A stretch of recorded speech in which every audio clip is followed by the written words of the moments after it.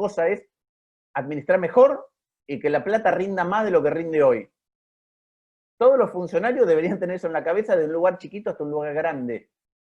Entonces, lo primero que veo es que esta discusión no está. Lo segundo que veo es el riesgo de que el kirchnerismo muchas veces, cuando llegan estos momentos, y hay más legitimidad porque la gente quiere más Estado, no lo use para resolver los problemas, sino que lo quiera usar en beneficio electoral. Voy a dar un ejemplo. Argentina gasta mucho en salud, no poco. ¿Qué tiene? Un mal sistema, porque se desvirtuó de cómo era. Voy a dar algunas cosas de por qué el sistema no está bien y gastamos mucho. Nosotros gastamos en 3 niveles. ¿Sí? Nosotros tenemos un subsistema de las obras sociales, el subsistema público y el subsistema privado. Ahora, ¿cómo puede ser que pasen algunas cosas? Primero, vos no tenés unidad de criterio como paciente o potencial paciente a través del sistema de salud en la Argentina. Tenés la suerte de tener un empleo en blanco, vas a la obra social, o si tenés más suerte aún, a la prepaga. Quedás desempleado, vas al sistema público. Te jubilás y vas al PAMI. Está todo desmembrado. Entonces, llegás al PAMI y nadie sabe qué tuviste antes. Primer punto. Segundo punto, dejamos que esos sistemas de seguro se transformen después en negocios de la salud, con clínicas, etc. Y ahí hay un problema de incentivos. Antes eran seguros y otros prestadores. Ahora no.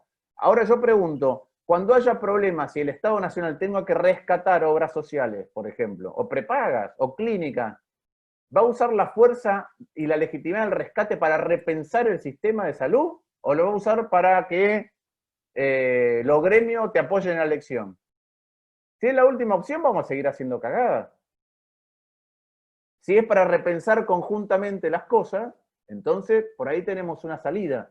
Y yo creo, últimamente estaba buscando, yo creo que después me meto en lo electoral, en la coalición, pero todavía no vino lo peor de lo que esto entraña, por varios motivos que si quieren en la charla los abordamos.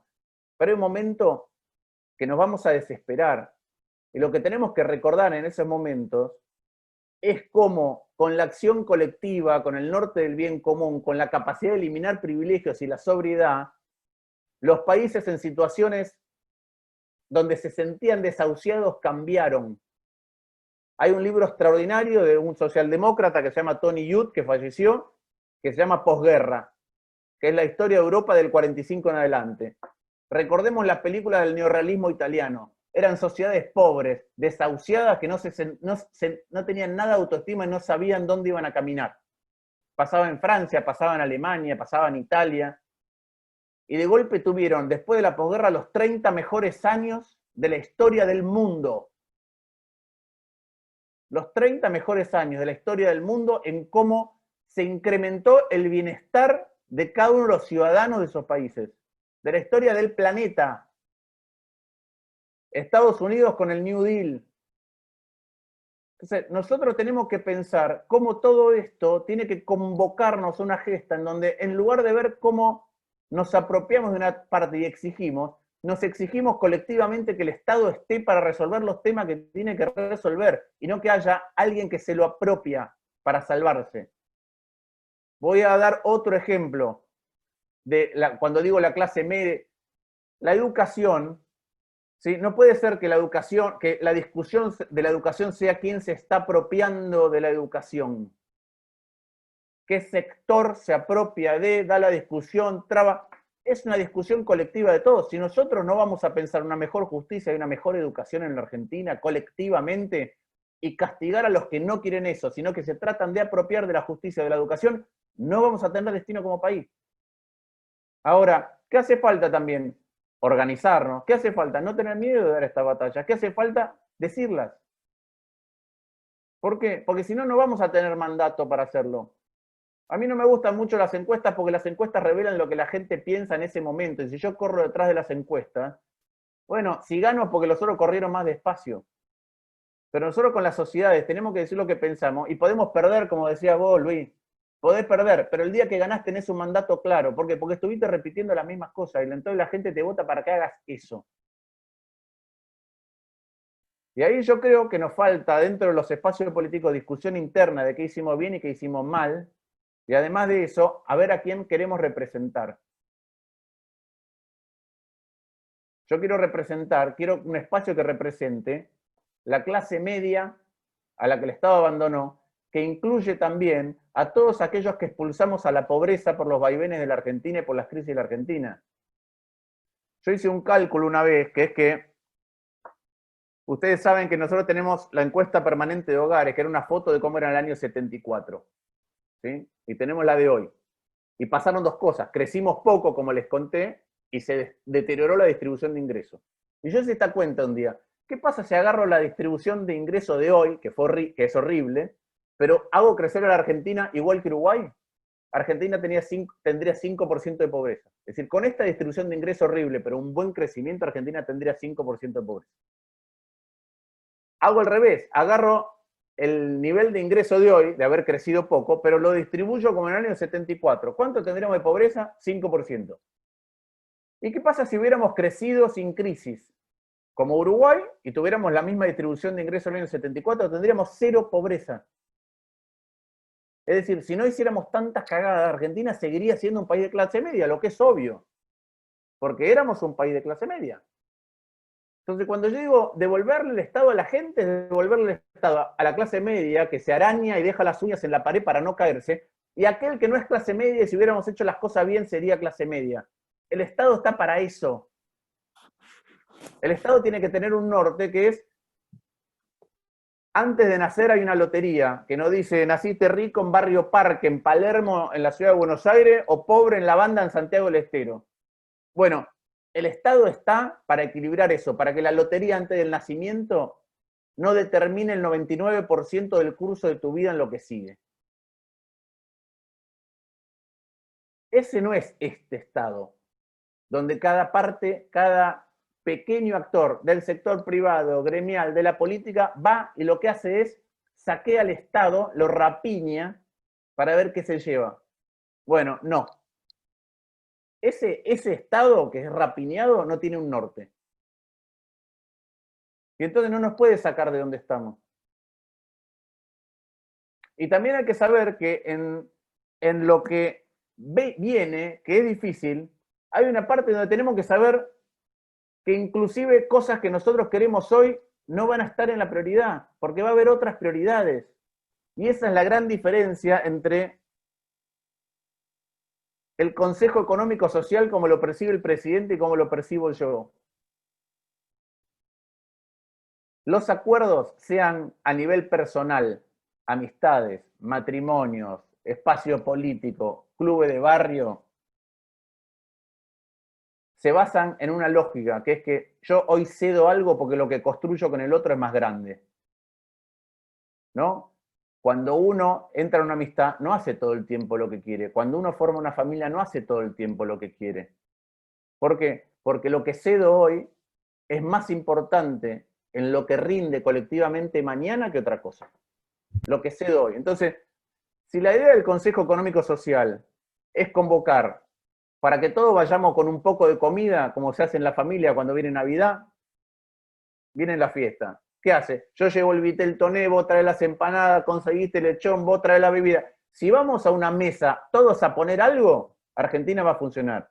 Si llamamos al Consejo Económico Social a una mesa para ver cómo nos peleamos por llevarnos la vajilla, no sirve.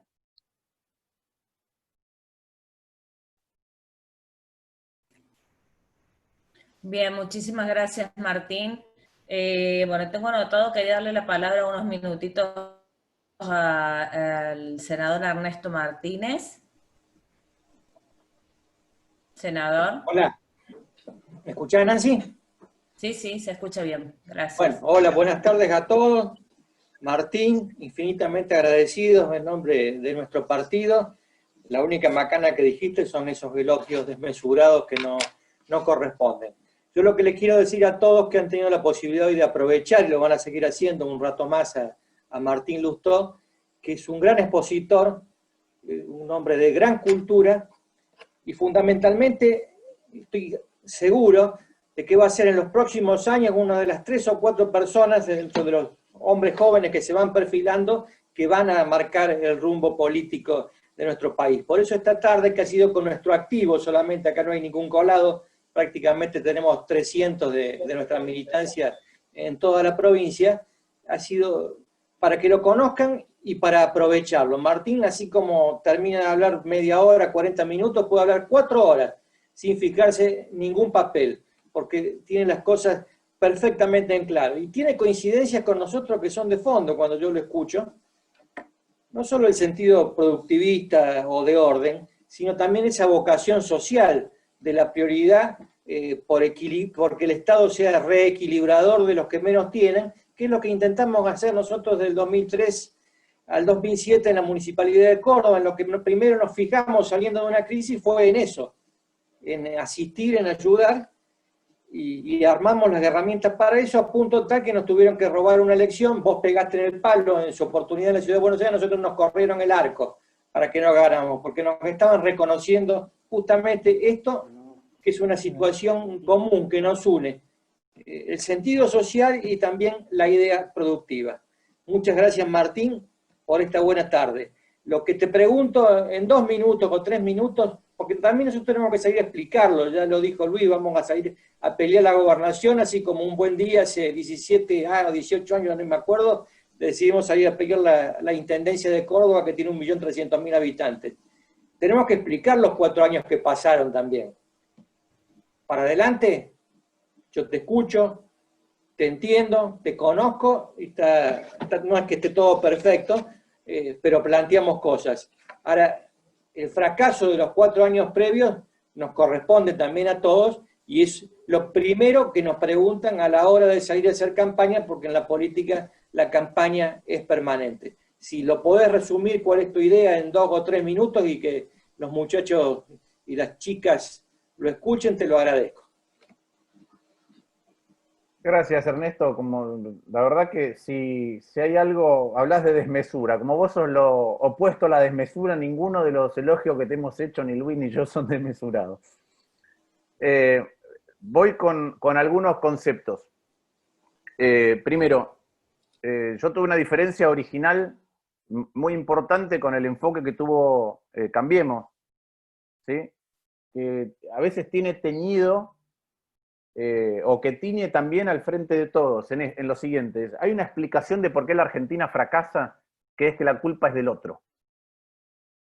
Entonces, para un lado la Argentina fracasa por el peronismo, para el otro lado la Argentina fracasa por el neoliberalismo. Yo la verdad que de que tengo uso de memoria, del 83 en adelante, de conciencia cívica, digamos, ya probamos radicalismo socialdemócrata, radicalismo conservador, peronismo promercado, peronismo populista, un partido o una coalición que no era ni peronista ni radical, y ni voy a mencionar antes la barbaridad de que ha aprobado la Argentina. Pero es evidente que hay una dificultad más grande, que lo que vos llamás cultura general. A mí lo que me gusta es hablar mucho con los que nos antecedieron. ¿Por qué? Porque yo creo que los problemas de Argentina vienen con distinta cara, pero no son muy distintos en esencia. Entonces, si no aprovechamos hasta las experiencias de fracaso de lo que nos antecedieron, es un problema. Estamos desperdiciando mucho conocimiento. Entonces, ¿qué creo que hizo, que subestimó Cambiemos? Primero creo que se sobreestimó y subestimó la situación estructural de la Argentina, y sobreestimarse a sí mismo, las dos cosas al mismo tiempo. ¿Qué es lo otro que hizo? Pensar que en la inversión en un país, y ahora voy al agravamiento de la situación actual, la inversión es como apostar un caballo de carrera, ¿sí? Yo no soy burrero, pero entiendo lo siguiente, que si un caballo estuvo quebrado, casi lo sacrifican, y se salvó, y viene rengueando, yo no invierto, es decir, no apuesto por ese caballo porque casi se muere. Lo que tengo que ver es si es más rápido que otros caballos. Entonces no es un problema. La gente, no resolvemos la Argentina porque ya no estaba Cristina. Resolvemos por la Argentina si sabemos qué nos diferencia del resto y cómo vamos a acelerar mejor y hacer las cosas de manera más sostenida. Yo creo que esa discusión no la tuvo Cambiemos. No tuvo una discusión interna de por qué Argentina hace 50 años que no crece. No la tuvo nunca.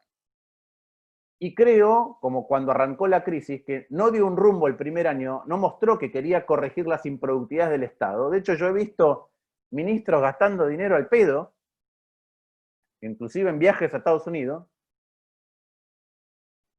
Y cuando nos dimos cuenta que habíamos desalineado, como decía antes, un estado que desalinea. Yo digo esto, siempre hablamos del tipo de cambio de equilibrio. El tipo de cambio de equilibrio para mí es algo muy sencillo. Es el que puede adecuar tu idiosincrasia para comprar y venderle al mundo y estar en equilibrio. Entonces, si vos tenés buen sistema de investigación y desarrollo, alta productividad de la mano de obra, mucha inversión, baja corrupción, un buen sistema legal, un buen sistema tributario, vos podés producir y vender a pesar de que seas caro en dólares. Podés ser Suiza o Singapur o Alemania. Si todo eso es un desastre, la única manera de vender es ser barato. Es decir, con un dólar muy alto. Entonces el tipo de cambio es el que adecua la idiosincrasia de un país a comprar y venderle al mundo y estar en equilibrio. ¿Qué le pasa a Argentina? Cuando piensa que puede conseguir capitales o financiarse de distinta manera, se atrasa el tipo de cambio y queda muy desalineado de tu idiosincrasia como país. Entonces, cuando el dólar valía 18, yo lo miraba y para mí tenía que valer 36. Y no habíamos hecho nada para que valiera 18. Bueno, ahora pasa algo parecido. El gobierno mira este dólar oficial, el oficial, dice vale 80, y dice esto es competitivo. ¿Por qué? Porque lo comparo con 2003, 2004 y valía 80 a precio de hoy. Yo te digo, sí, pero ¿no te diste cuenta que la presión tributaria es el doble que en el 2004? Cuando yo exporto, estoy exportando esa presión tributaria, entonces no va. Y dicen, el de 150 es parecido al de 2002. Y digo, no, el de 150 ajustado por presión tributaria es el de 2008-2009. Entonces, yo creo que este diagnóstico más estructural de la Argentina no estaba incorporado y Cambiemos no lo discutió. ¿Sí? Como no discute visiones un poco más sofisticadas desde el punto de vista económico, como tienen algunos actores que en lugar de saber solo de economía saben de historia. A mí me encanta hablar con Pablo Gerchunov, ¿sí? Y que él abreva una tradición que ya otros antes abrevaron de por qué Argentina está trabada. Entonces yo creo que ese diagnóstico no lo hemos tenido. El diagnóstico que había que administrar mejor, hemos tenido estos diagnósticos puntuales de qué hacer en cada sector y las fundaciones se juntan a eso, pero no es así. Lo segundo, el Estado requiere más gestión, por esto que estoy diciendo, pero gestionar lo público y lo privado es muy distinto.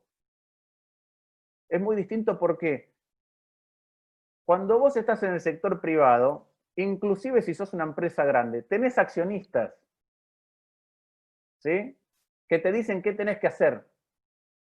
Ni que hablar si sos una empresa familiar chica, muchas veces sos el accionista. Cuando vos estás en el Estado, tenés 45 millones de accionistas. Tus compañeros de gabinete son accionistas, entonces vos vas en una dirección con las tarifas y va en contra de la dirección de la inflación. Tus compañeros de ruta en el Congreso son accionistas. La oposición es accionista, los gremios son accionistas, los medios son accionistas, el ciudadano es accionista. Entonces, yo no creo que hay que ir a buscar CEO, salvo del sector privado, salvo que entiendan mucho lo público o aprendan rápido. Creo que hay que buscar gente del Estado, gente de la política, que quiera administrar mejor. Por eso creo en los partidos, y esta es la discusión que doy adentro de mi partido, que hay que privilegiar a los intendentes, a los gobernadores, a esos, a los que han administrado ministerios y no a la superestructura. Creo que tenés que traer experiencia de gestión con vocación de cambiar las cosas, pero demostrar que lo podés hacer desde el Estado. Si no, es muy difícil. Creo que estas cosas no las hizo junto por el cambio Cambiemos. No tenía un diagnóstico más profundo de la Argentina. No vio que no era un tema de compararse con el pasado, que hay que compararse con los de al lado, con los otros, y ver si estás así. No quiere decir que Argentina tiene que ser igual que Noruega de la noche a la mañana, pero quiere decir que tiene que mejorar más que Noruega para alcanzarlo.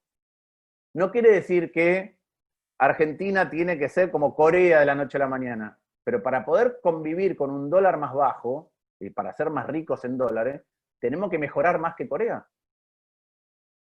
Entonces, este es el problema. El problema para mí es, Argentina estructuralmente está mal desde hace mucho, Cambiemos subestimó eso, dijo, venimos nosotros que somos unos cráneos, trajiste gente de afuera, y la parte política tampoco la viste en detalle. dentro de la coalición no se ve en detalle. Es decir, ¿qué parte del radicalismo te va a acompañar para gestionar o para tener una mejor visión? ¿Qué parte no? ¿Qué parte se va a querer acomodar? Creo que esto es una discusión que todavía tenemos que dar. Y de hecho, hay algo que nos falta para emprender colectivamente el futuro, que son reglas. ¿Qué reglas? Miren, muchachos, en una coalición las pasos van siempre, te gusten o no te gusten. Esto de que los liderazgos no son desafiables y de cara a la gente, no está bien. Esto de que impongo un candidato en un distrito, no está bien. Pero voy a decir que otra cosa no está bien. Para poder atraer a los de afuera, tenemos que garantizar que no los vamos a usar. ¿Qué quiere decir usarles? Por ejemplo, en la capital federal, entre 6 y 7 puntos, vos sos diputado. Quiere decir que adentro de una coalición, si alguien es capaz de sacar 6, 7 puntos, supongamos la capital federal saca, Cambiemos, 35. ¿Sí? Si alguien llega a 7, quiere decir que puede obtener el 20% de los votos internos de la coalición. Esto implica una regla interna que el piso para dontear y participar de una lista tiene que ser más bajo que el 20, porque yo le tengo que decir, mira, lo mismo que puedes sacar afuera lo puedes sacar adentro, y te lo vamos a respetar, y vas a pertenecer a una familia. Y cuando llamo a alguien porque tiene voz, Luis, después en el Senado no se la trato, o en el diputado no se la trato de acallar, la trato de potenciar. Y a la hora de distribuir recursos, no somos una democracia sindical. Te gané por uno en la interna y me quedo con todo, porque yo quiero que crezca más gente, no menos gente.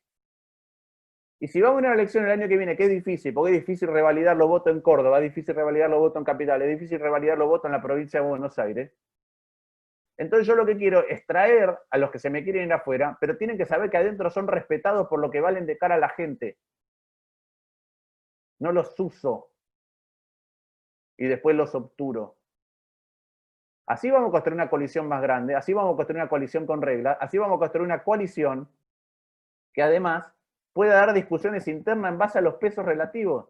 Y así vamos a construir una coalición que tenga dentro de lo que pensamos la flexibilidad de que la gente elija liderazgos transitorios.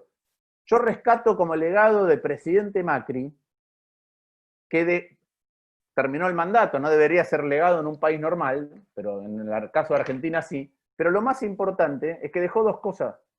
La primera es un 40,8, 41%, que si nosotros vamos a buscar los 10 que faltan de manera inteligente, puede ser contrapeso del peronismo en la Argentina tener otro sistema, un bipartidismo más centrípeto si no podemos ganar mutuamente, porque no podemos ir mejorando de a poco. Y lo otro es que dejó gente que pasó por la gestión pública, que le fue mal, y está muy bien que pase por la gestión pública, te forme, vea cuáles son las dificultades, no que la vea de fuera, te vaya mal y después tenga ganas de volver, aprendido, mejorado.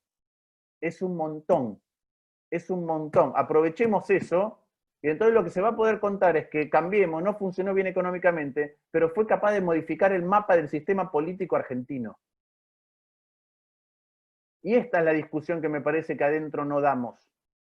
Nosotros necesitamos reglas. Necesitamos reglas para que si mañana gana Luis y es presidente, no haga lo que se le antoje con la coalición. Y las reglas hay que respetarlas cuando ganás y cuando perdés. Cuando ganás tiene algo que es que vos no podés llegar a la presidencia con paso y después decir no hay paso.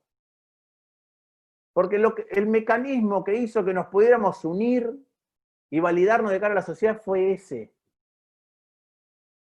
Y después dice, no, prefiero que en tal lugar no haya paso, no, mira, no quiero que compitas porque ahí yo tengo uno que a mí me gusta y si vos competís yo no te doy la boleta arriba. No puede ser. No puede ser.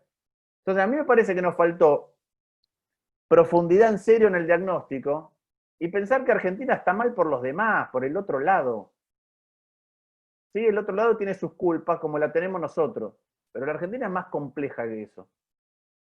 Y si no hablamos con gente que sepa más que cada uno de nosotros, nos va a costar entenderlo y el monstruo que se consume en la Argentina va a venir disfrazado de otra cara, se va a poner otro disfraz, se va a poner otra careta, pero es el mismo monstruo.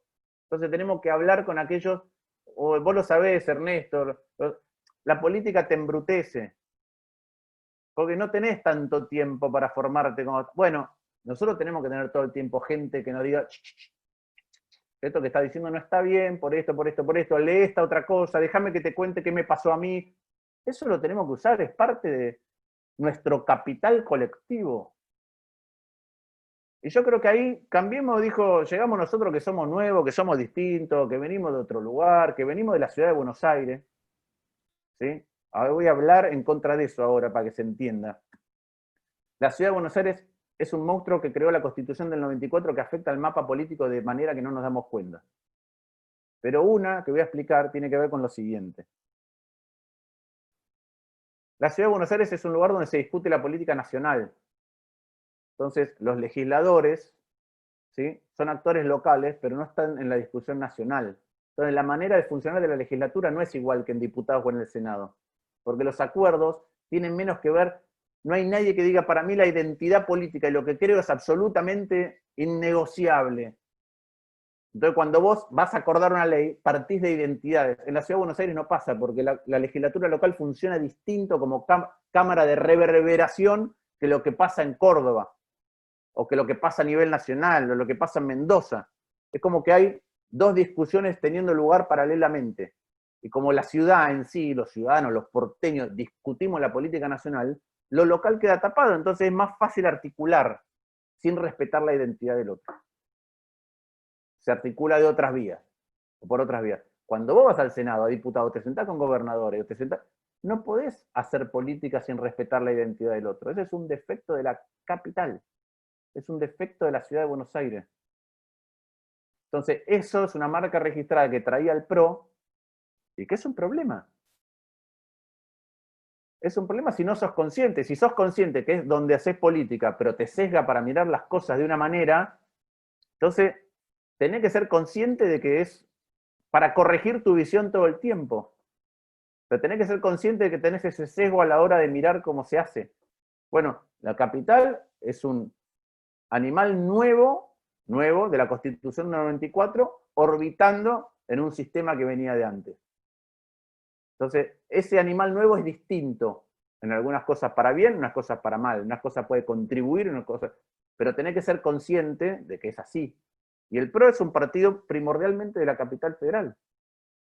Entonces tenía incorporada, ni para mal ni para bien. Yo contaba antes en otra reunión que tuve al mediodía, la primera vez que no me acuerdo si en preescolar o en primer grado, fui a comer a la casa de un compañero. La primera vez que me llevaron a comer, me dejaron en la casa de otro pibe a comer que no conocía, de colegio. Otra familia que no era amiga de mi familia, nada.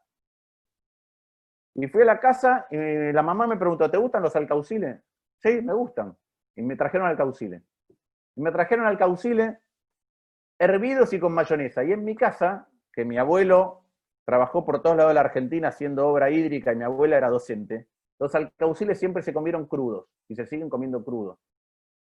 Esto que cuento es una boludez, pero voy a decir por qué lo cuento. Porque uno cree que lo normal es lo que pasa en la familia de uno hasta que sale.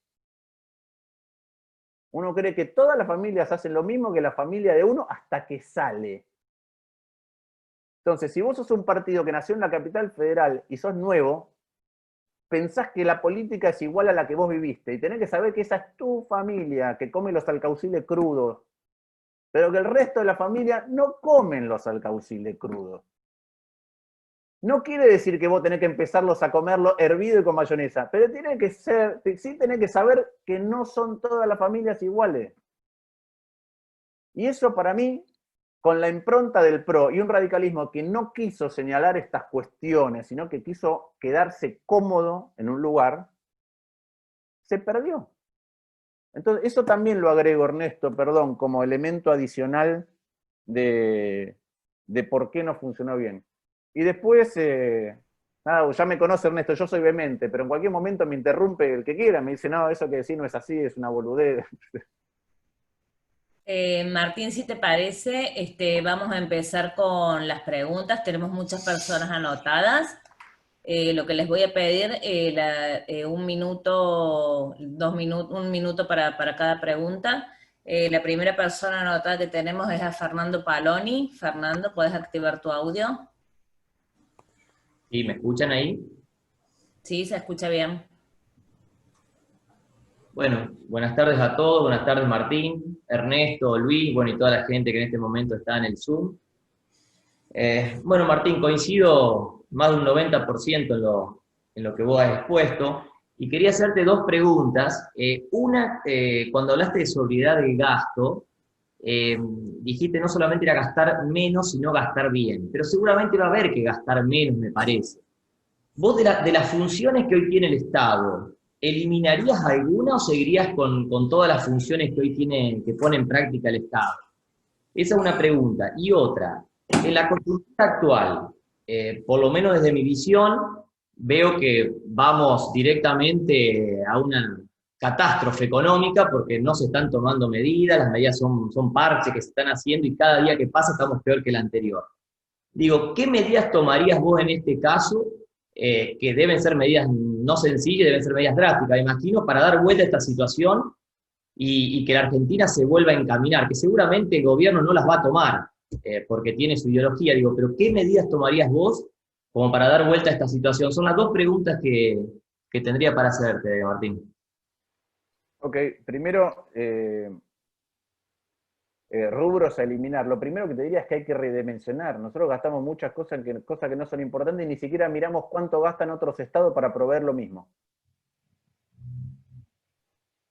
Y la verdad es que el Estado, en algunos casos, está siendo proveedor de ingresos de última instancia, de un montón de sectores, pero sin crear las condiciones para que esos sectores puedan expandirse en el ámbito privado.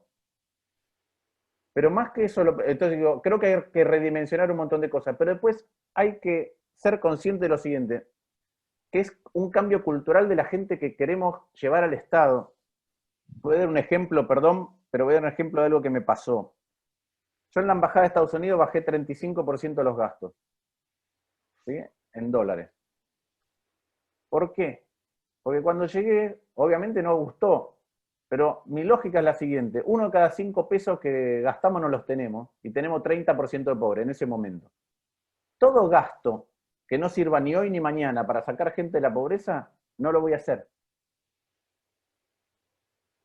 No es que es directamente eso, sino digo, toda aquella cosa que no contribuya de la embajada a crear más exportaciones, más actividad cultural, toda aquella cosa que no contribuya, es decir, no, de nada me sirve tener un Mercedes en lugar de un Toyota, olvidémonos. Y así había infinidad de cosas.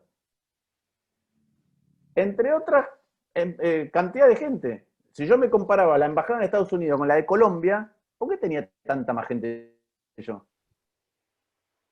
Entonces, eso es una cultura que tenemos que incorporar. La tenemos que incorporar a nuestro espacio. La tenemos que incorporar en los cuerpos legislativos. Yo me la paso diciendo, en el Senado hay un montón de contratos. Con la misma cantidad de contratos que tenemos hoy, deberíamos tener un equipo de economía del carajo, un equipo de salud del carajo, un equipo de relaciones exteriores del carajo, un equipo de educación del carajo. Eso deberíamos tener. De hecho, a mí me gustaría que nuestros referentes, nosotros somos senadores, entonces Ernesto puede ir a un debate sobre la reforma judicial, claro. Pero Ernesto es senador, tiene un estatus político, entonces no puede ir a un debate de la reforma judicial con un experto judicial que no es político. Nosotros tendríamos que tener nuestro referente del jurídico jefe, que es alguien que vos querés que se foguee, que vaya a los debates públicos, un economista jefe. Quieren poner economista a otro lugar, nosotros tenemos que tener un economista jefe del interbloque. ¿Cómo no tenemos un economista jefe? En todos lados se puede administrar mejor. Punto uno. El otro, lo de la... ¿qué hay que hacer?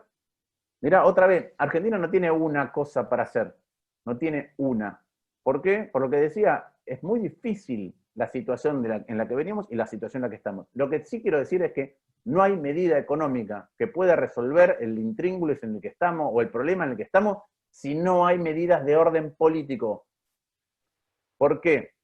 Vos podés llamar, no sé, el economista que te guste, de acá, de afuera, lo sentás, vuelve a renegociar la deuda, le hace pelo y barba al Fondo Monetario, y después salta Cristina, hace 4 tweets, te mete la reforma judicial, te expropia Vicentín, le quita los fondos a la Cava, te saca un decreto de las TIC, y todo eso que te digo, cómo te comparás, cómo te ve el mundo como clase política y el rumbo que tiene la Argentina, y se va lo que hizo el ministro de Economía en 2 segundos. Entonces, hay un montón de medidas alternativas que podemos discutir. si no hay otro rumbo político que te dice, que le dice a los jóvenes que se quieren ir, miren, esta es la discusión que estamos teniendo. Este es el Estado que queremos construir. Estas son las batallas que vamos a dar para que no haya sectores que se apropien del Estado en desmedro de la ciudadanía. Lo demás no va. Es decir, hoy hay una discusión, yo creo que es un enorme error. Hoy le marcaba a economistas que trabajan conmigo. Hoy tenemos dos problemas para destrabar la Argentina. Salgo de lo político. Uno es, el gobierno cree que se resuelven las inconsistencias macro con medidas micro. Entonces, quiere decir que vos tenés la pared de tu casa con una grieta estructural y vos pensás que si la empapelás y le colgás un cuadro lo resolviste. Cuando hay inconsistencia macro, no se arregla con retoques. Ya acumulaste mucho problema. ¿Sí? Es esto de creer que si tengo un desorden alimentario muy grande, me la paso comiendo embutido, no hay una pastilla mágica de homeopatía que me va a bajar el colesterol. No hay. Hay trabajo por hacer de ordenar cómo estás comiendo y si haces o no ejercicio. Lo digo yo que tengo el colesterol alto. Por otro lado, hay otro problema, que es que no estamos mirando qué parte de la micro te genera problemas en la macro. Es decir, Argentina, por ejemplo, la energía es algo clave. ¿Estamos mirando el quilombo que estamos generando otra vez en energía? No. Eso sí te condiciona la macro. Entonces estamos usando la micro para corregir las inconsistencias macro y no estamos mirando la micro que nos va a generar problemas macro. ¿Sí? Entonces, otra vez, no es una medida, es una concepción política. Si yo trato de caminar en un lugar y del otro lado me lo sacan, es un paso para adelante, dos para atrás, y la gente no entiende. No entiende el que está en nuestro espacio, no entiende el que está de ellos, no entiende el que tiene que enterrar plata en la Argentina. Hay un premio Nobel de Economía que decía que invertir a largo plazo es entregar un rehén, ¿no? Porque vos, ¿qué necesitas? Agarrás tu plata, la enterrás y tenés que esperar a que madure. Sobre todo si querés agregar algo. Bueno, en la Argentina el rehén está en muy malas manos.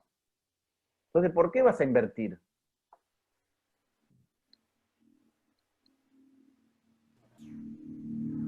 Bueno, muchísimas gracias. Después está anotado para la palabra Sergio Scarabaglieri.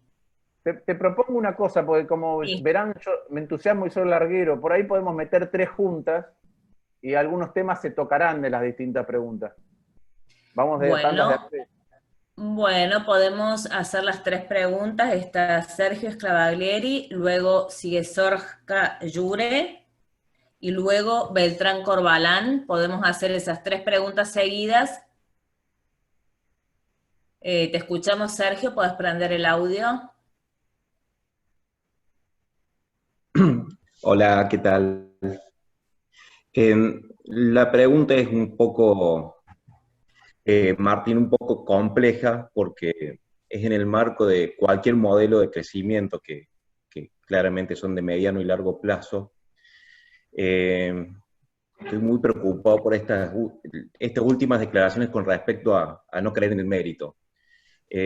Cuando nos pensamos como país y que tenemos que tener un proyecto de mediano y largo, si no creemos en el mérito y en el esfuerzo, es muy complicado. Entonces, decir, che, invirtamos en un punto más en ciencia y tecnología, tengamos una inversión eficiente en educación. La pregunta es, está muy interesante definir un estado lógico, eficiente, pero bueno, tanto Martín como Luis han tenido experiencia en la gestión y la gestión es compleja y coarta toda posibilidad de un estado lógico. Entonces, esta cuestión de valores metidos cuando hay que ir a administrar, esa es la pregunta. Cuando hay que tener una mirada de largo plazo. No sé si se entendió. La mirada del mérito cuando uno tiene que... Es decir, el concepto del mérito cuando uno está mirando a la Argentina a largo plazo. Sí, y la coyuntura que no, hoy, digamos, hay una cuestión cortoplacista, porque la crisis y el hoy, la coyuntura y la trenza del hoy, digo, ¿cómo haces vos para en la gestión mirar el largo plazo si tenés una disputa interna? Si hay que sacar el IFE hoy. Es decir, ¿cómo haces eso?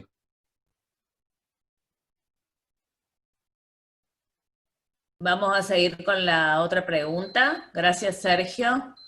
La siguiente pregunta está anotada Sorca Yure. Te escuchamos, Sí. Sorca. Hola, buenas tardes a todos.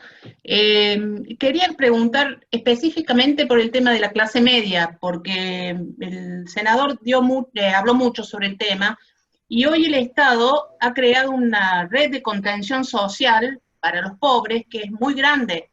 Entonces, si nosotros tenemos alguna propuesta o estamos pensando en cómo vamos a contener a toda la clase media, que cuando esto termine va a pasar a ser un poco más pobre, si no mucho, si tenemos propuestas concretas, cómo vamos a hacer frente y que no sea lo mismo de siempre, el bajar el impuesto por un periodo de tiempo, darles más cuotas para que paguen, porque volvemos a tener esos problemas estructurales, y si desde 50 años para atrás hasta la fecha siempre hemos tenido problemas, siempre ha sido la clase media la más castigada.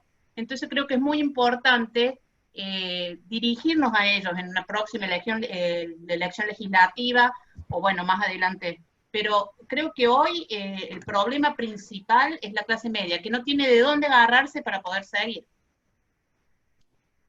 Bien, muchas gracias, Sorca. Seguimos con la próxima pregunta, la de Beltrán. Así ya podés responder, Martín. Te escuchamos, Beltrán Corbalán. Muy buenas tardes a todos, excelente exposición, muy didáctico.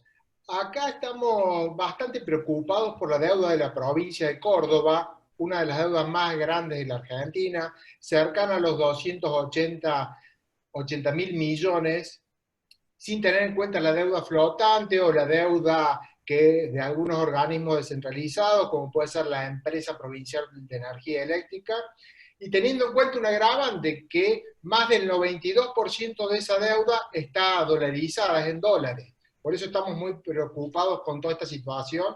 Quería saber qué pensabas de todo esto. Arranco por la última.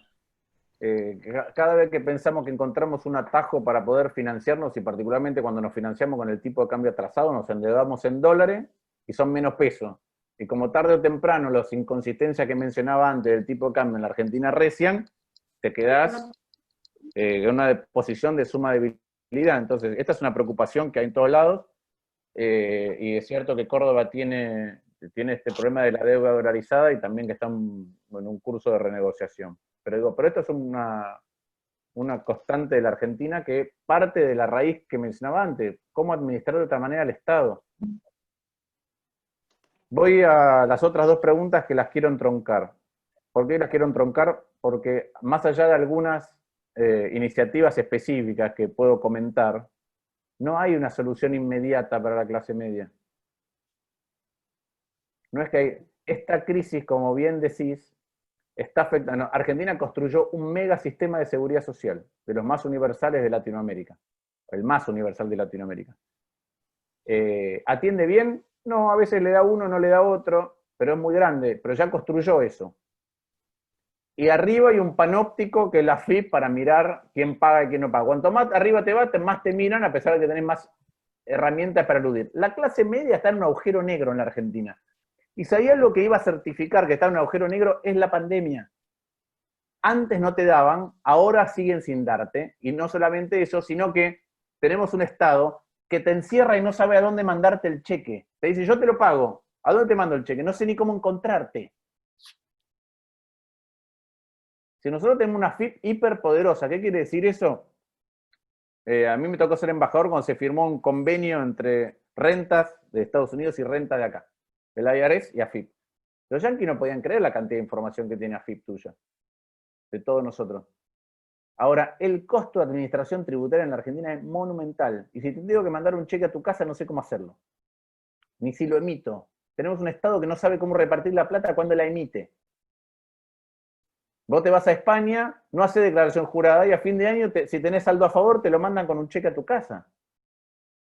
Entonces, a eso me refiero con el Estado. Después, hay un montón de iniciativas que nosotros discutimos en diputados. Yo no puedo creer que a las pymes hoy que no venden no puedan computar los saldos técnicos que tengan en un impuesto para pagar otro. Es de loco.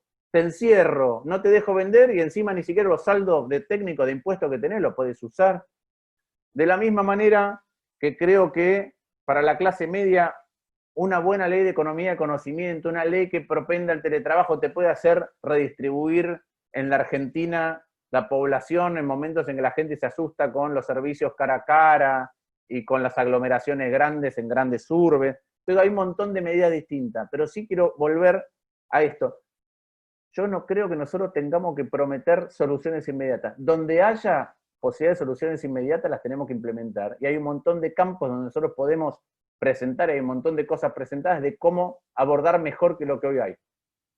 Pero lo que nosotros tenemos que preguntar a la clase media es un espacio político que va a abrazar su causa a través del tiempo. ¿Por qué digo esto? Porque voy a combinar dos cosas. Una, si uno no tiene un diagnóstico estructural, la solución coyuntural siempre está mal. O tiene grandes riesgos de estar mal. Voy a dar otro ejemplo, sé que a Luis le gustan los ejemplos. Todos sabemos cómo paliar el hambre. Cuando tenemos hambre, comemos hasta que no tenemos más hambre. Entonces, la solución coyuntural al hambre se llama comer hasta saciarte. Digo, ¿eso es independiente de tu problema estructural? No. Ahora yo te pongo una isla desierta con pocos alimentos, y si vos te comés hasta saciarte, no vas a llegar a que te rescaten. Entonces, vos no podés no tener un diagnóstico estructural y abordar la solución coyuntural sin saber qué te impide de hace mucho desarrollarte en la Argentina. Porque si no, vas tomando decisiones sin saber a dónde vas caminando. Y nosotros tenemos que percibir que somos parte de qué. Bueno, a mí el ejemplo que me gusta es que, en general, salvo muy pocas excepciones, las grandes catedrales de Europa medievales, nunca las terminó de ver el arquitecto que las empezó. Nuestra tarea es volver a recuperar una dimensión del tiempo y acelerarlo, pero volver a tener una dimensión del tiempo y cuál es nuestra tarea es hacer los cimientos mejor de lo que están. O el primer piso mejor que lo que se podría haber hecho, y si hay que mejorar los cimientos para hacer el piso, hacerlo. Y hacer eso, y mientras tanto formar a los que van a tener que seguir haciendo lo mismo. Porque si no nos engañamos y engañamos a la gente. Nosotros tenemos que decir que vamos a pelear para recuperar la educación y que no se la apropie un sector. Y que la discusión políticamente correcta en la arena pública de la educación es esa, que alguien se la apropie en lugar de que sea de todos nosotros. Nosotros tenemos que decir que nosotros ahí vamos a pelear con uñas y dientes. Y vamos a abrazar en el mismo espacio, vamos a compartir los costos colectivos de dar esas batallas. Pero no tenemos que prometer que vamos a cambiar las cosas de la noche a la mañana, porque entonces cuando la gente nos deja de creer, nosotros tenemos que saber, otra vez, cuál es el problema estructural. Debatirlo tanto entre nosotros que lo tengamos consensuado o acercado. Porque por ahí yo digo esto, y hay algunos que dicen, no coincido, y está bárbaro no coincidir, porque nos obliga a profundizar en el diagnóstico.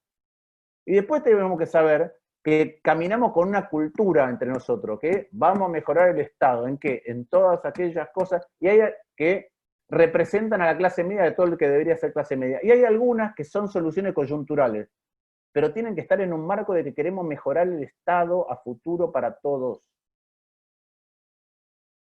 En la coyuntura va a haber un montón, ¿sí? Pero no pensemos que vamos a salvar de la calamidad de haber abandonado, del abandono de la clase media por parte del Estado en la Argentina, no se va a resolver con una medida, se va a resolver con una cultura. Como cuando tuvimos cultura de la educación, tenemos que acelerarlo, y para eso es priorizar dónde gastamos y dejar de gastar boludeces. Y ser transparentes, y compararnos con otros países, y usar datos. Este es un país que no usa datos para administrar. Es un Estado que no tiene datos. Es como que no nos gusta autoevaluarnos. Tiene que haber sobreabundancia de datos para que todos miren lo que pasa con la pandemia. Al principio ni siquiera había un sitio público donde expertos, otros infectólogos, estadísticos, actuarios, investigadores, pudieran jugar con los datos para tratar de decir cosas. Había que agarrar parte por parte. El parte de la mañana, el parte de la... Bueno, yo quiero un Estado que genere datos. Que cuando administre Luis, diga, bueno, a ver, ¿para qué te voy a comparar con cómo lo resuelve tal lugar o tal? Eso tenemos que buscar. Y si caminamos, va a mejorar todo más rápido de lo que parece. Pero además vamos a crear la sensación en la siguiente generación de que van a estar mejor, porque acá el problema nuestro no es solo... Los argentinos sobrevivimos a todo, tenemos la misma noción de largo plazo, como dice un amigo mío, que una gacela en la sabana africana, que no me coma los próximos 30 minutos. En el minuto 31 arranco de vuelta. Ahora, esa capacidad de supervivencia no es lo que le queremos heredar a nuestros hijos. Le queremos heredar la certeza de que van a estar mejor que nosotros, que no pasa hace un montón en la Argentina. Y eso no es prometiendo soluciones fáciles, no es así. Es implementando entre nosotros, adentro de una coalición, una cultura de por qué latimos, por qué trabajamos. Y que ese trabajo, si va en esa dirección, tiene sus sinsabores, pero es el mejor trabajo que se puede tener. Es poder generar la cultura de la construcción de la catedral de vuelta, y ahí vuelvo al mérito. Yo entiendo al que dice, no creo en el mérito.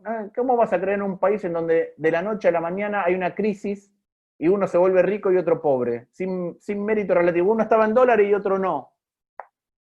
O en un país que condena a la mitad a ser pobre.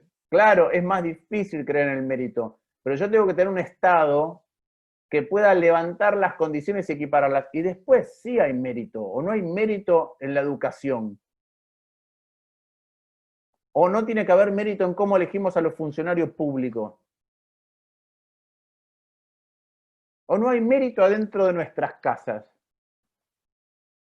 O no hay mérito en las empresas. Claro que hay mérito, pero lo que no puede ser es que sea, todo no puede estar determinado por el mérito. Nosotros tenemos que hacer que el Estado eleve el piso tal para que después sí todo sea en base al mérito. Pero entiendo a aquel que dice, che, ojo, porque el mérito está muy bien cuando naces en un lugar, pero en otro lugar estás condenado. Bueno, si nosotros no damos la discusión de cómo administrar el Estado para el que nace condenado y el que nace en desventaja esté mejor, no sirve. Pero a partir de ahí es mérito. Es mérito. Y porque hay algo más que es, no me gusta a mí hablar de sacrificio, pero sí de esfuerzo. Esfuerzo sí. ¿Sí? Una cosa es nacer en desventaja, perfecto. Entonces yo te quiero dar un sistema para que tu esfuerzo en desventaja, no te puedo dar un sistema, creo que a eso se refería Ernesto cuando decía de qué palo somos. Yo no creo en un sistema que en desventaja tu esfuerzo igual no sirve para nada. Yo quiero el esfuerzo, quiero el mérito, pero quiero que cuando la gente haga el mérito, no tenga que hacer algo increíblemente extraordinario para que le vaya bien. No quiero que el que hace mérito y esfuerzo, igual como excepción, mejora su calidad de vida o la de sus hijos. Este es el problema. El problema en la Argentina es que eso no está pasando y es mentira que con las discusiones que estamos dando hoy, que da el kirchnerismo, es mentira. Si nosotros no tenemos otra manera de administrar el Estado es todo.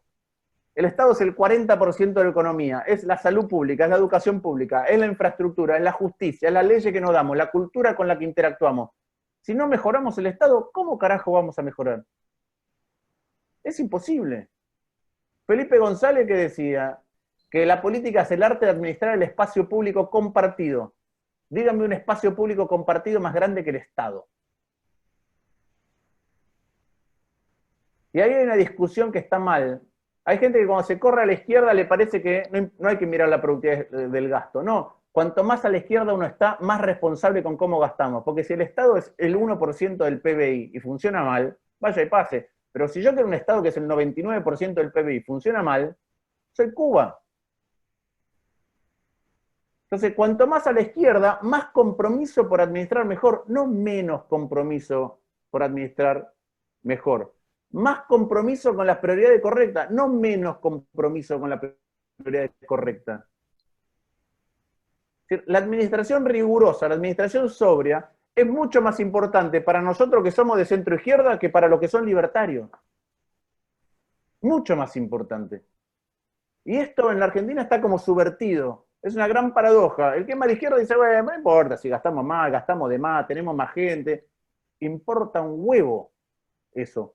Cuanto más socialdemócrata, si sos un socialdemócrata chanta, sos un gobierno que es una calamidad. Bien, muchísimas gracias, Martín. Bueno, quiero contarles, ya llevamos 80 minutos de la charla. Nos quedan 4 preguntas. Si quieren, las agrupamos de 2. Martín, si te parece. Si llevamos 80 minutos y yo no escuché ningún reclamo en mi casa, agrupémosla de 4 antes que haya algún reclamo. Bueno, entonces vamos con las 4 preguntas directamente. Vamos a escuchar ahora a Marcelo Terzo. Hola, buenas noches. Luis, Ernesto, el resto del grupo Martín, un gusto de verte.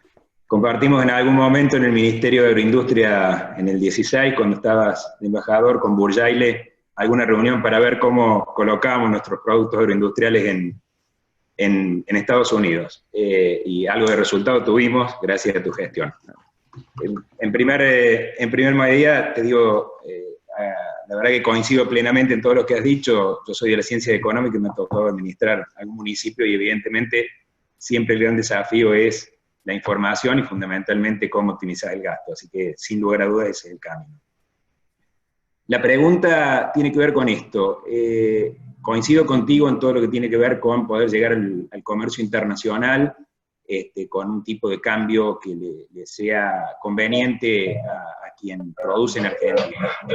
Ahora bien, dado el esfuerzo que se han hecho en los años anteriores de poder abrir más de 250 mercados en distintos países del mundo, y que hoy el gobierno está planteando que la salida va a ser a partir de que empiecen a entrar dólares por la exportación, con todo el agregado de valor, no solamente en la materia prima, sino el agregado de valor que se le pueda dar. La cuestión, en Córdoba esto tiene mucho que ver, Córdoba es un gran actor en términos de comercio internacional, vos lo sabrás.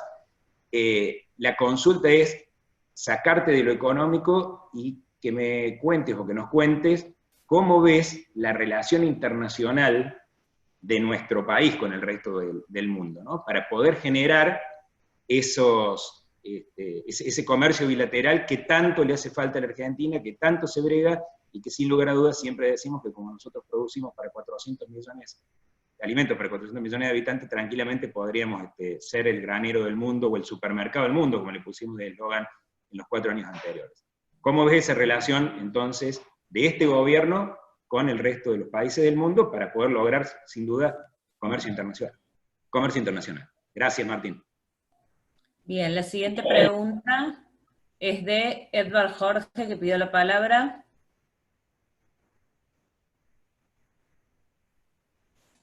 A ver, te escuchamos, Edward. Hola, Martín. Ahí está. Hola, ahí estoy. Bien. Se escucha bien. Hola, Martín. Buenas tardes. Bueno, la pregunta o el planteo es en relación a que, fue embajador en Estados Unidos, y hay una serie de comparaciones que me parecen un poco odiosas en cuanto al tamaño de la política, que es una cosa que muchas veces se ha hablado, y el costo de la política en el país. En primer lugar, Estados Unidos tiene 100 representantes, 100 senadores y 435 representantes, nosotros 72 senadores, 257 diputados. Y por otro lado, pero el problema empieza en las organizaciones menores, los condados en Estados Unidos y los departamentos o partidos en Argentina. En Argentina un departamento tiene 3, 4 ciudades a lo mejor, pero a su vez tiene sus órganos legislativos o deliberativos en cada ciudad, lo que hace que Argentina tenga por lo menos 2.000 órganos legislativos deliberativos en Argentina. En cambio, en Estados Unidos los órganos legislativos y deliberativos son por condado, si no me equivoco. Vamos al ejemplo de Córdoba, por ejemplo, tenemos 31 concejales en la ciudad, y después tenemos 26 departamentos con cerca de 500 municipios, cada uno con sus órganos legislativos, o consejos vecinales o lo que fuera. Eso nos lleva a más de 2.000 consejos u órganos deliberativos. Si, por ejemplo, la ciudad de Buenos Aires tiene un consejo legislativo que representa a 3 millones de habitantes, la ciudad de Córdoba tiene 1,5 millones y 31 legisladores, pueden representar a toda la ciudad. ¿Por qué no un consejo deliberativo legislativo por departamento? Eso reduciría muchísimo la cantidad de órganos legislativos y el costo, digamos, que lleva la política. ¿Es planteable eso? Imagino que representa también de forma constitucional, etcétera, pero ¿es planteable eso a nivel legislativo? Bien, muchas gracias, Edvard. Vamos a continuar con la siguiente pregunta. Viviana Martó, que había pedido la palabra. Viviana, te escuchamos. Buenas noches, Martín, ¿cómo estás? La pregunta es corta, cuando fue el tratamiento de la reforma judicial, en tus expresiones después del tratamiento en Senado, dijiste que la Argentina se estaba acostumbrando a discutir con el poder y no con la razón, y que la mayoría que increpó Cristina en el tratamiento que te increpó a vos, la mayoría, decías vos, no es la razón, es simplemente un método de la democracia. Atento a esto, atento a autoritarismo. ¿Cómo ves el tema de la seguridad jurídica? ¿Cuál es la imagen que tiene un ciudadano argentino de cuál es su seguridad jurídica y cuál es la imagen que tiene en el mundo de la seguridad jurídica de la Argentina? Eso nada más, muchas gracias. Muchísimas gracias, Viviana, por tu pregunta. Y bueno, y la última pregunta que tenemos es la de Germán Jalil. Germán, te escuchamos. Hola, ¿se escucha? Sí, se escucha bien. Bueno, ¿qué tal, Martín? Buenas noches. Bueno, gracias a Luis y al senador Martínez por lograr este canal, esta viabilidad de charlar con vos. Y también voy a tratar de ser muy preciso, muy concreto y rápido con la pregunta. Más allá de acordar o tener, digamos, muchas cuestiones de las que has planteado acuerdos, a mí me preocupa sobremanera, Martín, el tema político, y seguramente a vos también te debe preocupar, y nosotros somos todos militantes políticos, sin duda, y mi preocupación pasa por lo siguiente. Yo acuerdo con que en una futura coalición hay que discutir la agenda de gobierno antes y acordar cosas para poder hacer sólida esa gestión de gobierno como corresponde y poder llevarla previamente discutida hasta el final. Mi pregunta es: ¿qué vas a hacer con el radicalismo? Porque yo te noto con un mensaje y con una claridad que en muchos aspectos, y conozco muchos dirigentes del radicalismo, tanto de Córdoba como de distintos lugares del país, que yo creo que no acuerdan con estos lineamientos que vos tenés y que quizás muchos compartimos. Y si en esta coalición el radicalismo no forma parte enteramente, digamos, no solamente con sus dirigentes, sino con el pensamiento, veo que podemos llegar a tener problemas tanto para la conformación de una futura alianza como para una acción de gobierno. Puntualmente me pregunto y te pregunto, ¿cómo estás pensando, digamos, esa instancia que vas a tener que batallar seguramente dentro de la Unión Cívica Radical? Dejo esa para lo último. Primero, seguridad jurídica. La verdad, no sé de qué seguridad jurídica se puede hablar en Argentina. Alguien que le roban en la Argentina o que es víctima de un hurto, ¿tiene la tranquilidad de que hace la denuncia y si encuentran al perpetrador hay una condena? ¿Alguien que tiene una pyme cree que las leyes laborales dan alguna certidumbre jurídica del lugar en el que está con sus contingencias? Hablo de otro fuero, el laboral. Y así con todos los fueros. Y mucho más si lo que hago es modificar esas cuestiones a través de una mayoría transitoria. Pues la verdad que no creo que haya seguridad jurídica, y eso es importante en un montón de rubros. No me quiero quedar solo para la inversión. es importante para todos nosotros saber que las injusticias son subsanadas y no lo contrario, porque es el ámbito en el que vivimos, y que no hay nadie tan grande como para no estar sometido a la ley, ni nadie tan chico como para que la ley no lo mire. Las dos cosas. Pero yo creo que no hay seguridad jurídica de ningún tipo en la Argentina, no solo para las inversiones. En segundo lugar, con respecto al costo de la política. Sí, pero ese tipo de cosas dan legitimidad para otras, pero no son la resolución del problema. Es decir, ajustarse uno mismo y ver que, ojo, che, nosotros no tenemos 40 ministerios, no hace falta tener... Todo eso es parte de una discusión que se puede dar, pero no es la solución del problema, es la legitimación del resto de las cosas que hay que hacer. Que es una discusión que yo he dado, inclusive como embajador, con algunas cosas que al gobierno en su momento no le gustó. Si yo no doy señales de que yo también, mi espacio, mis cosas, también van a estar sometidas a la misma ley que los demás, no tengo legitimidad para eso, para hacerlo. No tengo legitimidad para imponerle un costo a los demás que no me impongo a mí mismo. Y la política, cuando pierde la legitimidad para distribuir costos, pierde todo. Con respecto al agregado de valor y a las exportaciones, yo vuelvo a mi diagnóstico. Este estado como está, no se puede exportar. Y para agregar valor hacen falta dos cosas: tiempo y dinero. Certidumbre de que si hoy entierro la plata para agregar valor, mañana rinde, ¿no? Que mañana el dólar vale la mitad que hoy, entonces ¿para qué me metí que no puedo competir?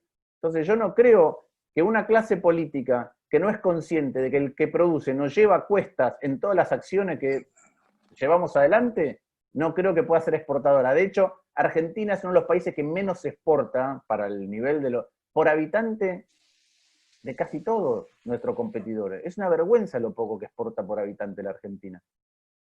Y este es un enorme problema, pero no se resuelve diciendo, a partir de ahora vamos a exportar.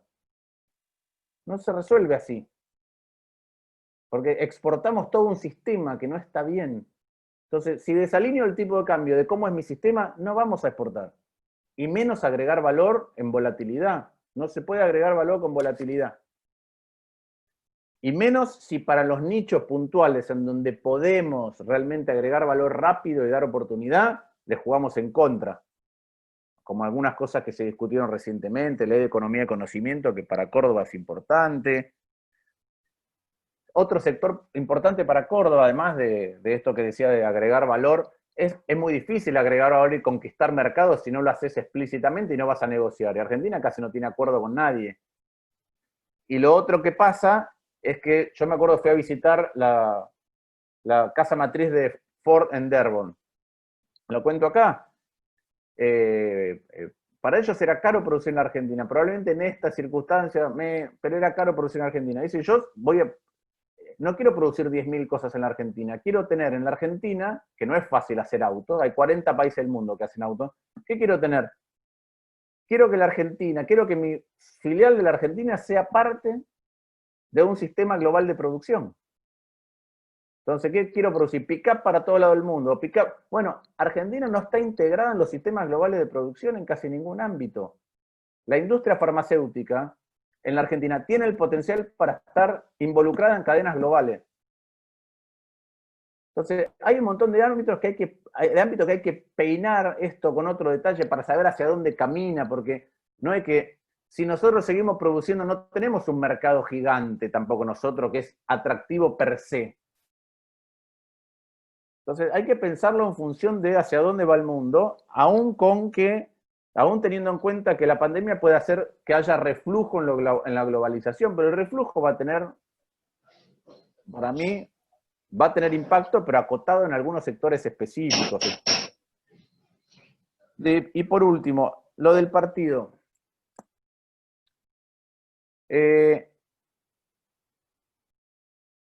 Yo quiero un partido, ¿qué quiero? Quiero un radicalismo que esté orientado de adentro para afuera.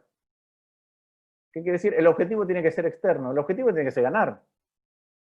¿Ganar a qué? Bueno, ganar municipios. ¿Ganar qué? Ganar gobernaciones. ¿Ganar qué? Ganar representación en la legislativa. ¿Ganar qué? Ganar adentro de la coalición. ¿Ganar qué? Ganar la presidencia.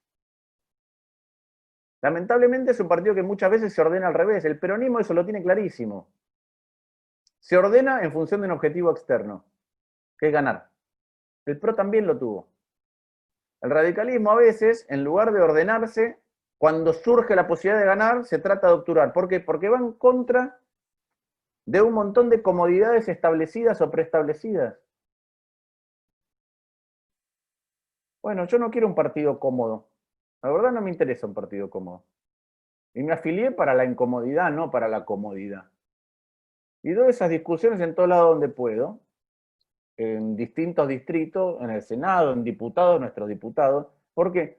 Porque queremos un partido radical que se oriente a gestionar y se oriente a ganar y a contribuir, mostrando lo mejor de sí y todo lo que pueda traer nuevo a una coalición gobernante en la Argentina. No un radicalismo que lo que quiere es que gane otro dentro de la coalición para estar cómodo. Y que si no gana y perdió, lo que quiere también es estar cómodo con el otro lado, con el que gobierna. No me interesa. No me interesa, lo digo adentro, lo digo afuera. No me interesa. No me interesa un radicalismo que perdió vocación de mayoría. No me interesa. Y voy a batallar en todos los lugares donde el radicalismo pierda vocación de mayoría y tenga vocación de comodidad. Voy a ir a ayudar a todos los que quieran estar incómodos dentro del radicalismo para cambiarlo. ¿Qué es lo que... Es decir, antes hablé del monstruo de la ciudad de Buenos Aires. Bueno, una de las ventajas que tiene es que estamos cerca de los medios nacionales. Bueno, la mejor contribución que uno puede hacer es nombrar a aquellos que son buenos. En la tele, en la radio, a los que gestionan, a los que resuelven problemas, para que la gente conozca que hay un montón. Y que eso tengan cada vez más peso. No quiero un partido radical que obture voces. No me gusta que, para mí, el que fue el mejor gobernador de Cambiemos no pueda haber sido presidente del bloque de la Cámara de Diputados. Un presidente de interbloque, un presidente de bloque. No me gusta que alguien concentre todas las cosas, no me gusta que alguien concentre todos los recursos, no me gusta que se concentre para obturar al otro. Entonces, ¿qué hago? Voy a discutir en todos esos lugares. Voy a discutir para que el radicalismo no tenga siempre los mismos representantes. Cuando fui candidato por primera vez en el radicalismo, a mí el PRO me ofreció ser primer candidato a diputado o acompañar a Gabriela Michetti en la fórmula de senadores en el año 2013. Dije que no, que iba a las PASO adentro de UNEN. Y cuando hicimos la lista nuestra del radicalismo, o uno de las 3 listas del radicalismo, o donde había radicales, yo puse me dijeron, ¿a quién querés poner en la lista? Dije, no quiero poner a nadie, quiero poner el criterio. Si me dejan poner el criterio, no pongo un solo nombre. ¿Cuál es el criterio? No quiero a nadie que haya sido candidato antes. ¿Por qué? Porque el radicalismo hace mucho en la ciudad de Buenos Aires, que no podía ganar, pero siempre son los mismos actores. ¿Qué quiero? Quiero que haya más mujeres.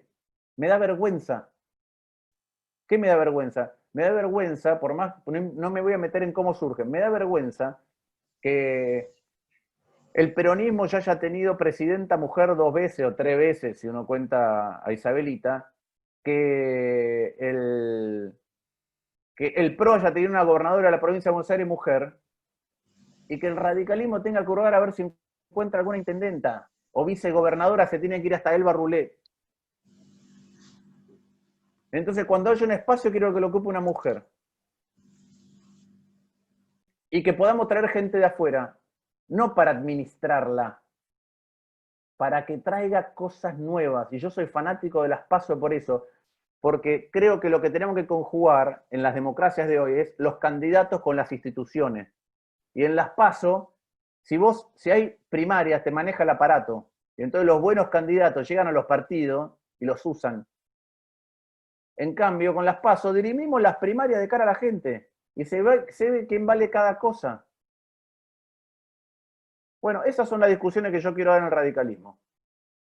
No me gusta el radicalismo de minorías. No me gusta el radicalismo tan herido en la autoestima que no sale a ganar. Porque el radicalismo cuando empezó era para reformar un régimen. Empezó con revoluciones. Y Alfonsín, para ir a lo último, para toda la trayectoria, tenía vocación de mayoría, vocación de ganar. A ver si se iba a dejar atropellar para estar cómodo. Bueno, ese es el radicalismo que para mí hay que recuperar para la coalición. Y a veces el PRO no lo entiende, ¿eh? A veces el PRO está cómodo con el radicalismo que se acomoda. Yo lo que quiero es un radicalismo que tenga columna vertebral. Porque nosotros tenemos una mesa que se llama coalición. Cada una de las patas es una columna vertebral de un espacio. Cuanto más claras estén, más estabilidad va a tener la mesa. Y más contribución se le hace a la coalición. Con identidades distintas se le hace contribución a la coalición. Con identidades distintas. No subsubiéndome en la identidad del otro. Porque además, cuando las cosas van bien, todo se esconde detrás de la identidad del otro. Pero cuando van mal, no tenemos cómo apelar a más gente, porque todos somos lo mismo. Y quiero un radicalismo que no sea más. En Cambiemos dicen que el radicalismo es el esqueleto de Juntos por el Cambio, ¿no? Porque tiene presencia territorial. No, muchachos, yo quiero que el radicalismo, cada uno querrá lo propio del espacio, creo que contribuya con cabeza y con corazón al espacio, no con el esqueleto. Está bárbaro el esqueleto, cada uno solo tiene una parte del esqueleto en un lugar, que es el territorio. Yo creo que discutamos otra cosa, y cuando veo que lo perdemos, me enojo mucho con el partido. Porque es un partido que a veces no quiere pelear, o que quiere estar cómodo, o que se vuelve excéntrico, que es excéntrico, le gusta tener poder en la periferia. Excéntrico. Y a mí eso no me gusta.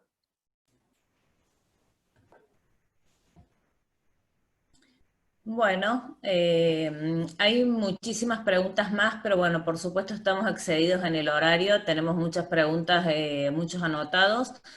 Seguramente vamos a tener que repetir este encuentro si Martín está de acuerdo, porque han quedado muchísima gente que quiere hacer unas consultas. Bueno, le damos la palabra al doctor Juez para ir cerrando el encuentro. Bueno, primero agradecerte, Martín, agradecerte enormemente.